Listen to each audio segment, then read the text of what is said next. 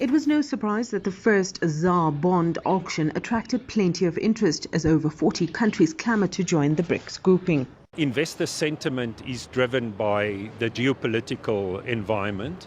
If we see what is happening in the world and how the multilateral system has actually, in a way, failed the global south, then you can imagine that there's a lot of interest in BRICS, and that is why we see those amounts of countries wanting to join BRICS. And I think that sentiment then also spills over in terms of interest in what the new development bank is doing and other assets apart from those ones that are only seen as your typical US dollar issuers. The bank auctioned off 2 bonds, a 5-year note at 1 billion rand and a 500 million rand 3-year note. The overwhelming support gave the bank an opportunity to up its trade to 1.5 billion rand. Over 70% was taken out by international investors, with the rest by local banks. It's very exciting, but I think what I like most is now they've put away, let's say, 3- and 5-year debt. That debt can now be issued to South Africa for project funding in rands. And the big thing then, you don't run all this US dollar currency risk, because if you borrow in US dollars and you've got to pay 5% or whatever on that, and the rand goes from 16 to 19 to the dollar, it really causes pain.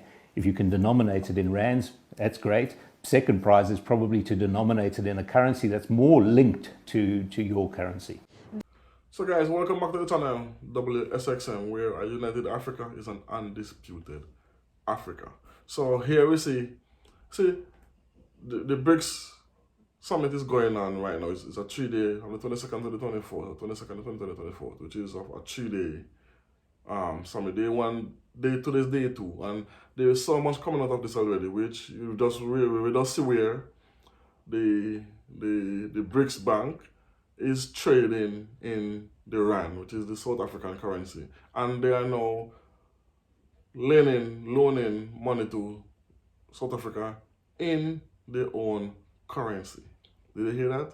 They just put up bonds for over 2.5 billion in rand, and it went so good because they have other countries buying the debt.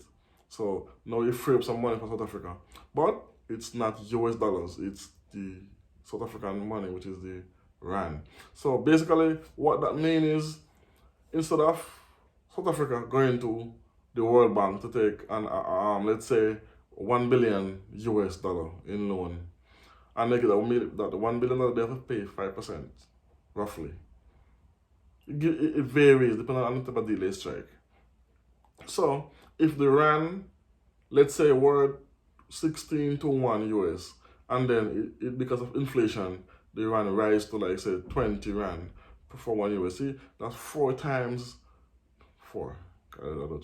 That's 4 times more they have to pay back just to get to the $1, plus to give them money, the interest. But when you borrow in your own currency, number one, the interest rate is not that high. Number two, you don't have to transfer no money. The value of the rand doesn't change, so it doesn't matter if it changes or not, because it's still your currency.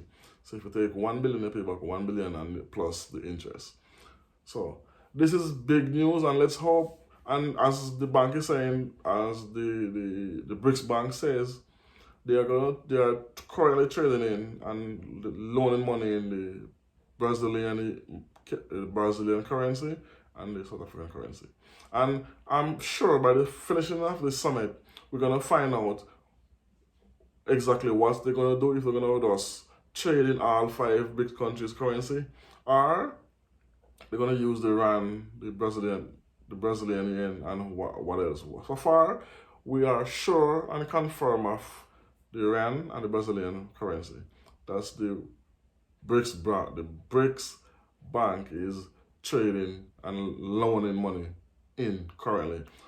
We'll see if we're gonna expand to the Russian ruby, or to the Indian rupee, or to the China yen. We'll see.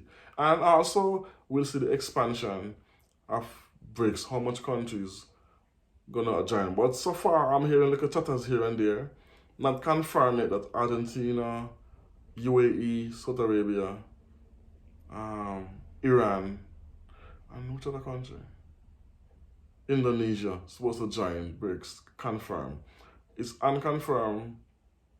It's not confirmed, but it's people who's close to the camp who's putting out this news. So we'll see as the days go on. By tomorrow and after the BRICS summit, we're gonna finally come to a conclusion of how much countries, what currency, and this South Africa is already reaping the benefit because they signed a memorandum of understanding of cooperation with China for energy. Because you know South Africa has been having rampant power cuts and power outages going on all over the country because they have run down plants and they don't service. But now the China is going to step in and aid with this because it's a BRICS member, so that's a great look. So that's two things came out of this BRICS summit so far: the rand trading and loaning from the BRICS Bank to South Africa, the cooperation between China and them they just signed a cooperation memorandum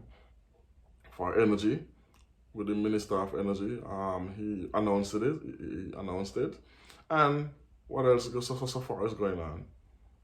Yeah, that's and Russia gonna do the next BRICS summit in 2024 in Russia.